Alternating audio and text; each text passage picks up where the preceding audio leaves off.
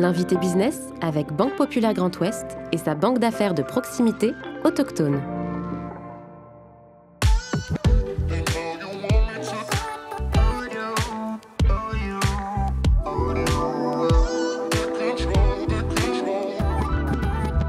Depuis sa création en 1936, La Croix se positionne comme un acteur majeur dans le domaine de l'équipement électronique.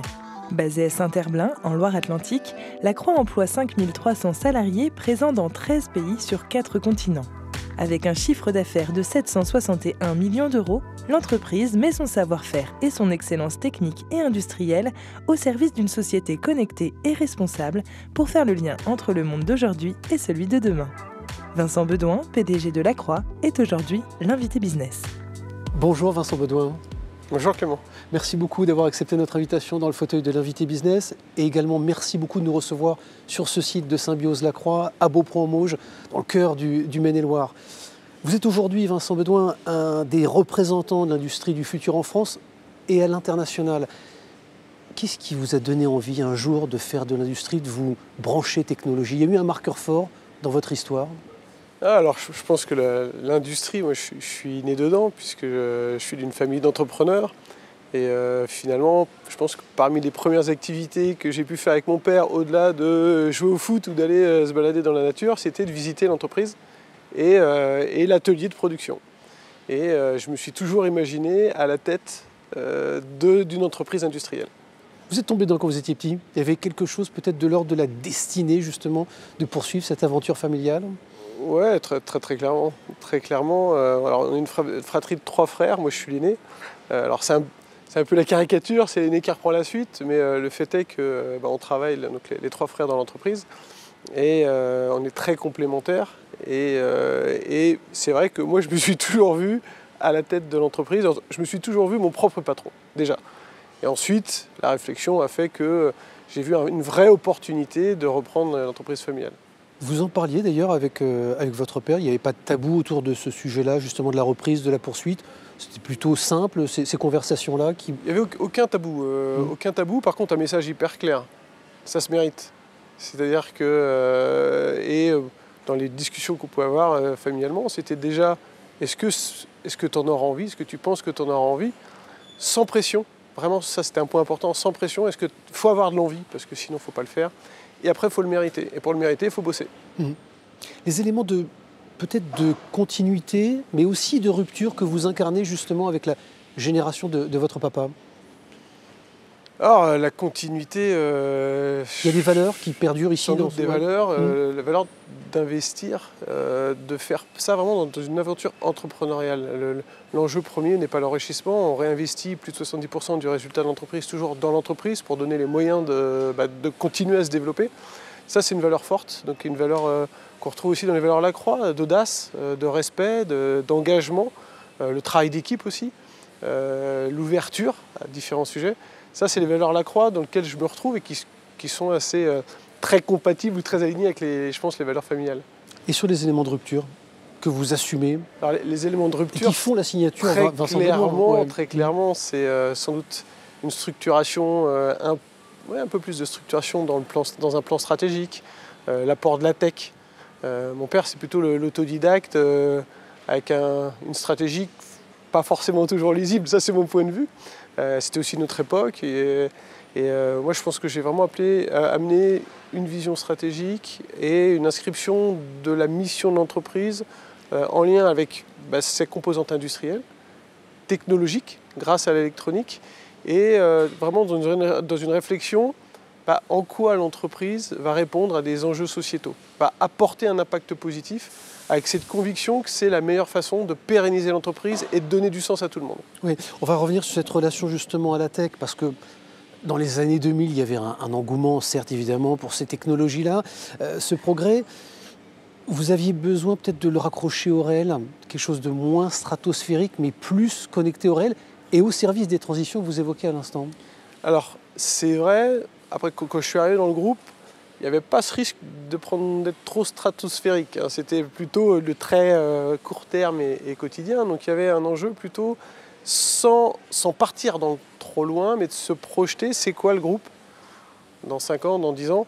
Moi, quand je suis arrivé dans le groupe, je je me suis dit globalement, j'ai combien d'années à bosser. Et alors ça, je le garde pour moi, mais je me suis dit, à la fin, quand je serai potentiellement à l'âge de la retraite, je m'imagine que la croix sera où? Et c'est toujours comme ça que je construis. Et derrière, il y a plusieurs chemins possibles. Et de toujours réfléchir, c'est le marché, qu'est-ce que nous, on peut apporter. Et puis après, construire des chemins, 3-5 ans, qui permettent d'itérer, mais en gardant un cap qui peut s'amender un petit peu, mais qui reste assez directeur. Ouais, qui peut s'amender un peu au gré des crises et des conjonctures. Est-ce que votre relation au temps a changé, justement, avec ces crises qui s'accentuent, qui se diversifient? Alors c'est sûr qu'on est dans une époque où, là où il y avait peut-être des potentielles crises tous les 3-5 ans, là on se dit plutôt, il y aura combien de crises cette année? Sur ces sujets-là, ça ne change pas forcément une vision aussi qui m'anime par rapport au développement du groupe et de la Croix. C'est finalement, il faut avoir un cap directeur et puis vraiment cette réflexion de diminuer la dépendance à un secteur, à un marché, à un client, à une zone géographique. Et finalement, dans le développement de la Croix, il y a ça. Il y a plusieurs activités complémentaires, mais pas de dépendance à une activité, un portefeuille client assez équilibré. Et aujourd'hui, on est dans cette réflexion de désensibiliser ce groupe au marché uniquement français, uniquement européen.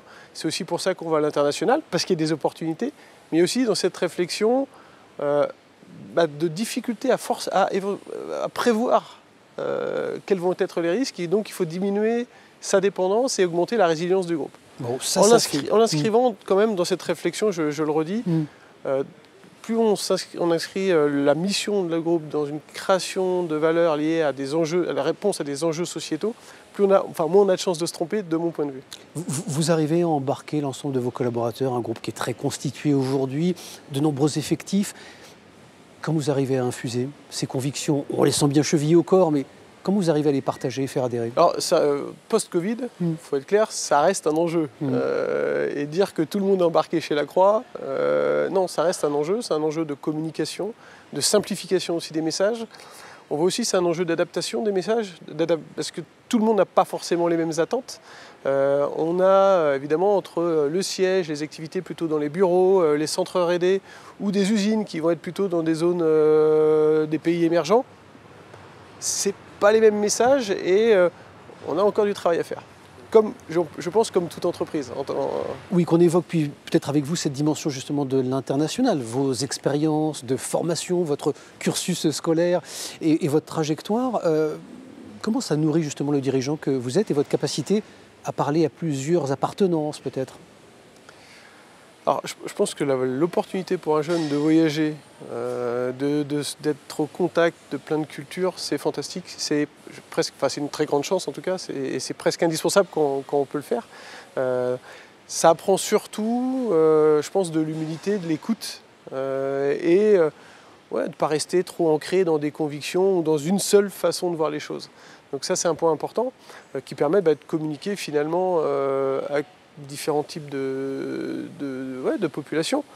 Après, je pense que l'enjeu, c'est aussi d'avoir des relais locaux, parce que c'est pas parce que j'ai voyagé un peu quand j'étais plus jeune ou qu'aujourd'hui j'ai des déplacements professionnels que quand j'arrive sur un des sites La Croix, je sais tout de suite exactement la culture. Donc c'est hyper important d'avoir des relais locaux. Nos RH dans les sites, en général, c'est pas des parachutés, c'est des gens du pays. Il faut écouter, mais la valeur d'humilité, je pense qu'elle est primordiale dans ce cas-là. Culture financière, bonne culture financière, justement eu égard à votre formation, culture marketing aussi, c'est le bon couple pour prendre les bonnes décisions quand on est dirigeant aujourd'hui? Alors c'est deux aspects importants, on pourra rajouter le commerce, l'industrie, le design. Moi c'est marketing et finance, avec quand même sur la finance, je suis beaucoup moins pointu que mon frère qui est CFO de l'entreprise, mais ça me permet de comprendre tous ces enjeux-là. Mais c'est vrai que mon cursus m'a amené sur des sujets financiers, mais mon appétence et la dominante que j'ai pu développer à la fin de mes études et ce que je fais depuis, c'est clairement le marketing. Et moi, dans ce que je fais aujourd'hui, je suis quand même beaucoup plus drivé par la vision en lien avec du marketing. Les éléments financiers sont indispensables. Et c'est pour ça que mon frère aussi est important dans notre binôme. Peut-être pour reboucler, c'est important parce que la tech qu'on évoquait, vous l'envisagez uniquement quand elle est utile, quand elle est au service de ces transitions. Est-ce qu'aujourd'hui vous vous dites finalement on n'a plus beaucoup le temps quand on regarde les scénarios posés par le GIEC, par l'ADEME, et je sais que vous y êtes particulièrement attaché.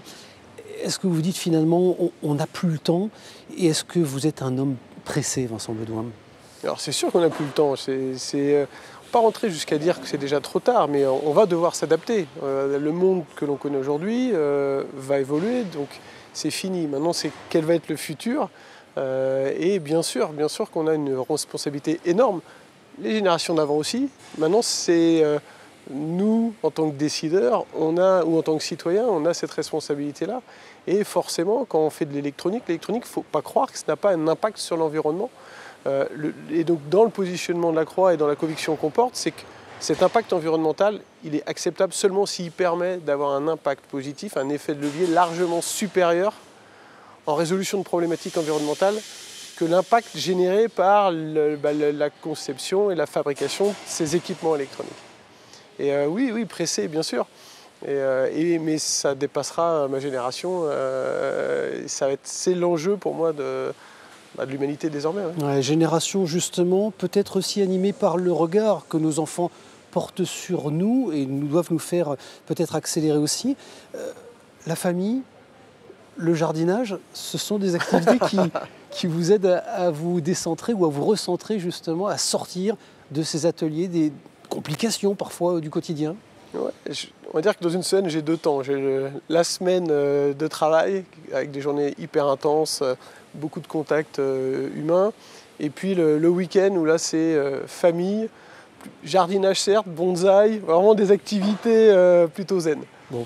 Et qui font le dirigeant que vous êtes aussi, qui participent à la constitution du dirigeant que vous êtes aujourd'hui. Merci beaucoup Vincent Bedoin. Merci de nous avoir accueillis évidemment sur le site de Saint-Gilles-la-Croix à Beaupron. Merci d'être venu.